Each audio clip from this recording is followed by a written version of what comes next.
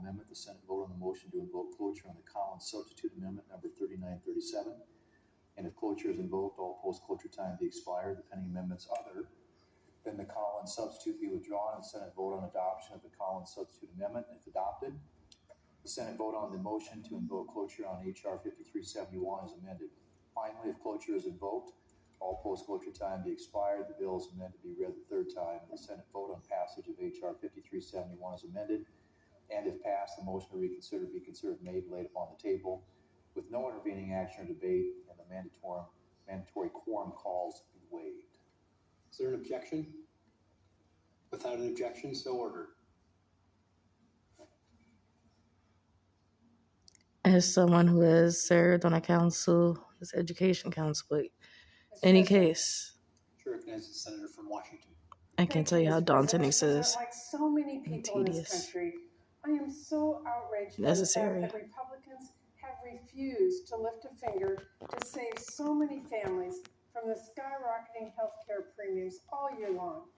I voted no on last night's vote because I believe we do need to address healthcare costs before we move forward. There is simply no time left to kick the can down the road when it comes to saving the ACA tax credits. We are already 10 days into enrollment, yet we have Republicans saying, why should we stop premiums from skyrocketing when we never really wanted to lower premiums in the first place?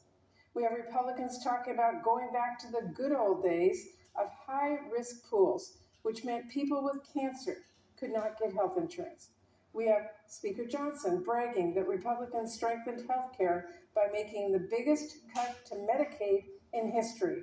That's like saying you strengthened a ship by throwing the passengers overboard. And when Democrats offered a clean one-year extension of the tax credit, which is truly the most straightforward and common sense thing we can do for people facing gigantic premiums hikes this year, Republicans said never, ever, ever, ever. They called it, quote, political terrorism. And to really put a fine point on it, they fired up the old bad ideas machine to try and find a new way to repeal the ACA. Republicans have gone from saying nothing about healthcare costs all year long to saying later, later, later, even after we are over a week into open enrollment and wasting every bit of time we had for real negotiations. Then, incredibly, Republicans started saying, let's scrap the Affordable Care Act altogether. Let's end protections for pre-existing conditions. By refusing to work with Democrats on a solution before open